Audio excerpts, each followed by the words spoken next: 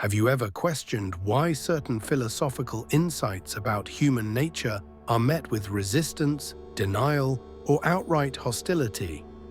Why society often rejects uncomfortable truths about our deepest drives and motivations, despite evidence from psychology, history, and everyday behavior? Friedrich Nietzsche never flinched from these difficult questions. He approached them with unflinching clarity. He believed that humans are primarily driven not by reason, but by what he called the will to power, that our morality is often a mask for deeper instincts, and that our conscious thoughts frequently serve as mere justifications for decisions made by unconscious forces. He argued that what we call virtue is often just weakness, disguised as moral superiority, a way for the powerless to control the powerful. This is merely scratching the surface. His perspectives remain among philosophy's most controversial, not because they're outdated, but because they force us to confront uncomfortable aspects of ourselves. Nietzsche suggested that authentic happiness isn't what we imagine it to be. It's not comfort or pleasure, but growth through struggle. Consider this: if everything we believe about morality, compassion, and human motivation is largely self-deception, what implications does this have for our interactions today? And if Nietzsche's insights were correct, what are the consequences of denying these fundamental aspects of human nature? There's more beneath the surface than most are willing to acknowledge. Let's explore deeper. Few elements of Nietzsche's philosophy generate as much controversy and resistance as his critique of conventional morality and human motivation. His writings on these subjects were bold, uncompromising, and to many, deeply disturbing. Yet despite the discomfort they continue to evoke, his arguments weren't born from mere cynicism. They emerged from what he perceived as psychological truths too important to ignore. Nietzsche viewed humans as fundamentally driven by the will to power rather than reason or altruism. He believed our desires, impulses, and unconscious drives shape our decisions far more than logic or moral principles. Unlike Enlightenment thinkers who championed reason as humanity's defining characteristic, Nietzsche saw reason itself as typically just a tool used by deeper instincts to justify what we already want to do. These ideas weren't formed in isolation. Nietzsche observed a European society dominated by Christian morality that preached humility while harboring resentment, that claimed to value truth while embracing comforting illusions. His personal experiences, including his isolation and struggle with illness, likely sharpened his perception of human self-deception. But beyond personal circumstance, his core argument addressed human nature itself. Today, his perspectives remain profoundly challenging. In an era that champions rationality and moral progress, the suggestion that our highest values might be elaborate masks for baser instincts is widely rejected. Yet Nietzsche wasn't trying to be provocative for its own sake. He was attempting to strip away illusions. Whether one agrees or not, his perspective forces an uncomfortable question. Are our moral frameworks genuine expressions of goodness, or sophisticated systems of control and self-deception? Nietzsche saw strong and weak personalities as fundamentally different, not because of education or opportunity, but because of their intrinsic nature. In his view, the strong are characterized by creativity, self-affirmation, and the courage to define their own values, while the weak are guided by conformity, resentment, and the need for external validation. These differences aren't accidental, but represent distinct approaches to existence itself. The strong, he argued, create meaning through their own will. Their drive to overcome obstacles, transform difficulties into opportunities, and express their unique character, comes from an overflowing vitality. Whether through artistic creation, philosophical thought, or bold action, they seek to leave their mark on the world. This requires accepting struggle and suffering as necessary components of growth, a difficult path that many avoid. The weak, by contrast, seek comfort over challenge, security over risk. Their focus, according to Nietzsche, is not on creating, but on preserving, not on standing out, but on blending in. He believed that the weak often disguise their inability to create values as moral virtue, transforming their necessity into a choice that makes them feel superior. Because of this psychological maneuver, they often appear more content than the strong, as they've eliminated the anxiety of authentic self-creation. This fundamental divide in character types shapes everything from personal relationships to cultural movements. The strong pursue greatness and self-overcoming, often at the expense of happiness as conventionally understood. The weak cultivate stability and social acceptance, influencing through collective pressure rather than individual excellence. For Nietzsche, this wasn't about equality, but about recognizing different modes of existence.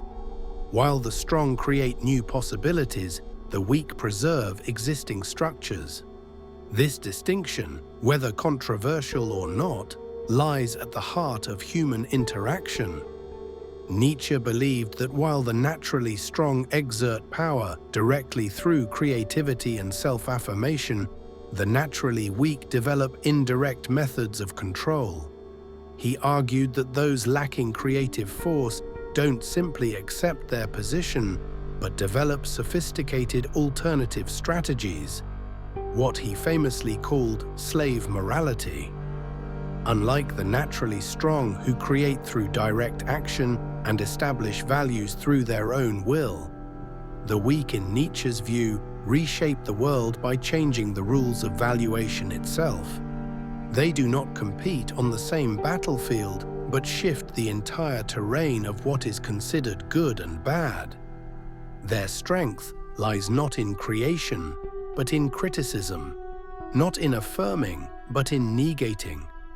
Particularly powerful is the strategy of moral condemnation. Nietzsche saw this as a brilliant tactical reversal. The weak redefine the natural expressions of strength, aggression, dominance, self-interest, as evil while recasting their own necessary traits, humility, meekness, self-sacrifice, as good. This moral inversion doesn't confront power directly, but undermines it at its roots by attacking its legitimacy and self-confidence. This dynamic extends beyond personal relationships into cultural institutions. Historically, while the naturally strong have created through individual achievement, the naturally weak have influenced through collective movements that leverage guilt, shame, and moral outrage as weapons. The genius of this approach is that it doesn't require superior force.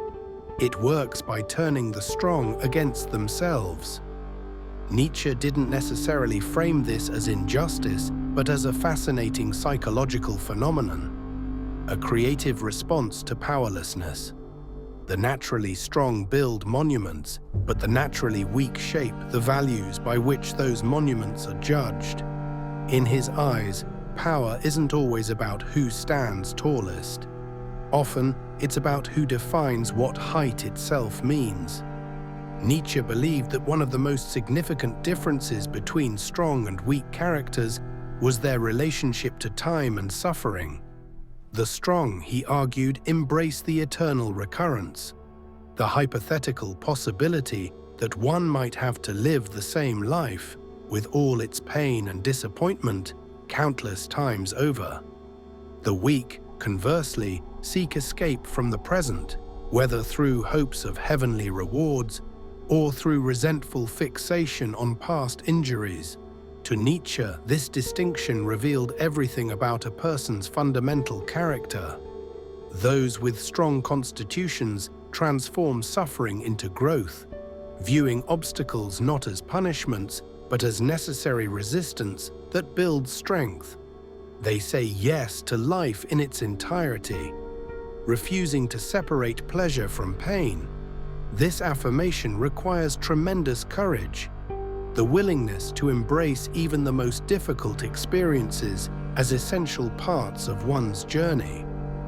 This difference in approaching suffering influences nearly every aspect of human behavior. In personal development, the strong view challenges as opportunities rather than burdens. In social situations, they create values rather than merely following them. Even in response to injury, they prefer revenge, a form of action, over resentment, a form of poisonous inaction. The weak, by contrast, seek to avoid suffering at all costs.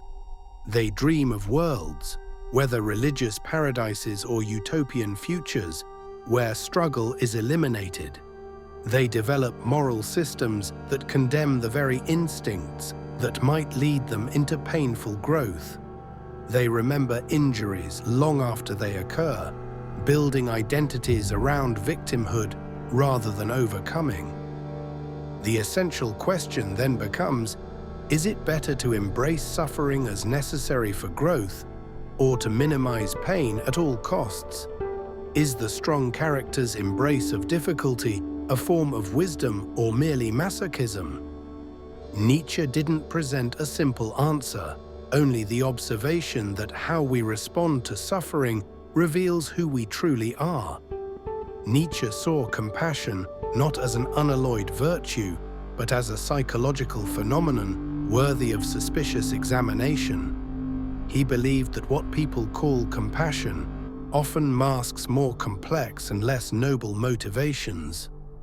Far from being a pure expression of goodness, compassion frequently serves as a tool for control, a form of emotional manipulation, or a way to exercise power over others. When we help others, Nietzsche suggested, we aren't necessarily acting from selflessness. Often we're establishing dominance. The helper stands above the helped, creating a power imbalance disguised as virtue.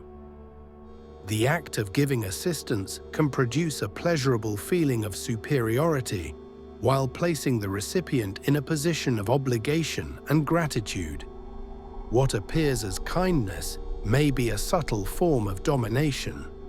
Furthermore, Nietzsche argued that compassion can be an expression of weakness rather than strength.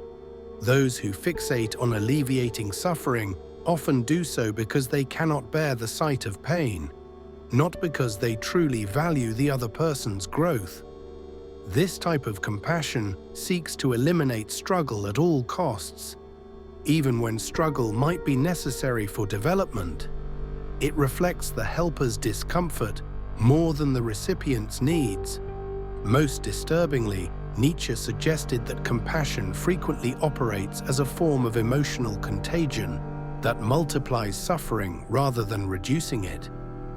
The compassionate person doesn't just witness another's pain, they feel it themselves, effectively doubling the amount of suffering in the world without necessarily improving the situation. The implications are profound. If compassion itself can be deceptive, manipulative, or harmful, then the entire moral framework that elevates it as humanity's highest virtue becomes questionable.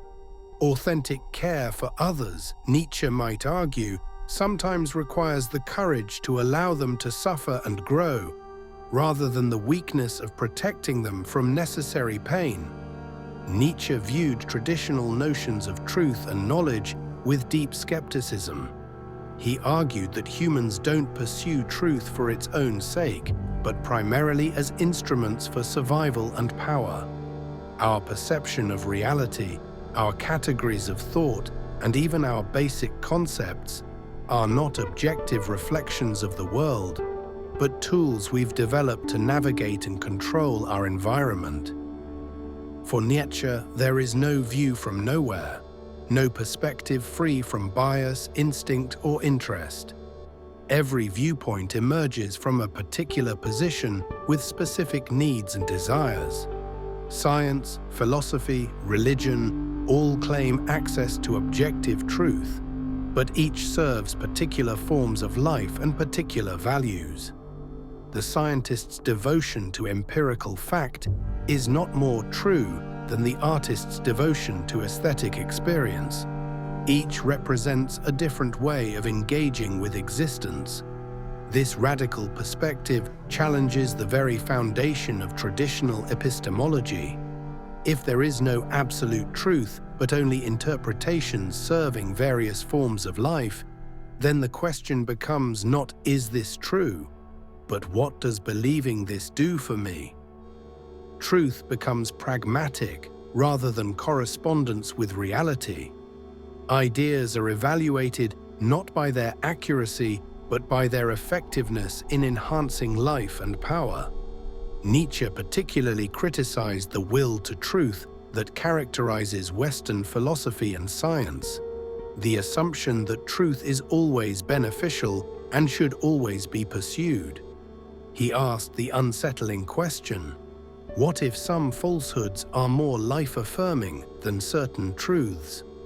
What if truth pursued relentlessly leads to nihilism rather than flourishing? This position doesn't advocate for deliberate deception, but suggests a more nuanced approach to knowledge. Some perspectives, though not objectively true in the traditional sense, might better serve human flourishing than others.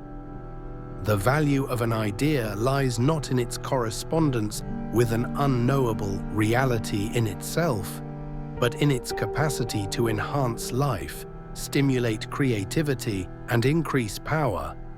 Nietzsche's views on truth and knowledge remain among the most radical in philosophy, not because they're easily dismissed, but because they force us to confront the possibility that our deepest epistemological commitments might be expressions of psychological needs rather than connections to objective reality. Modern society champions scientific objectivity and rational discourse, yet Nietzsche argued that even these values emerge from particular forms of life with particular needs. And if that's true, no amount of evidence or argumentation can establish universal truths that transcend perspective. The debate about the nature of truth continues unabated. Is knowledge primarily about accurate representation of reality, or about effective navigation of our environment? Are our fundamental categories of thought, causality, substance, identity, discoveries about the world, or useful fictions that help us survive and flourish? While social and cultural factors certainly influence our thinking, Nietzsche believed that physiology runs deeper than ideology. The body, with its instincts and drives, shapes thought in ways that conscious reflection rarely recognizes. Ignoring these bodily influences doesn't eliminate them, it merely drives them underground, where they operate unseen. When humans are told that their knowledge should be objective, universal, and divorced from perspective, confusion follows. Scholarship becomes alienated from life, science becomes divorced from values, and individuals feel torn between what they know and what they feel. The insistence on transcending perspective doesn't lead to greater clarity. It leads to self-deception. And that is perhaps the most uncomfortable truth. Humans may never achieve the kind of objective knowledge they've traditionally sought. We are embodied creatures with particular perspectives, not disembodied minds with access to universal truth. Our knowledge is always situated, always partial, always serving particular forms of life. This doesn't mean intellectual inquiry is pointless. It means expecting absolute truth is a mistake.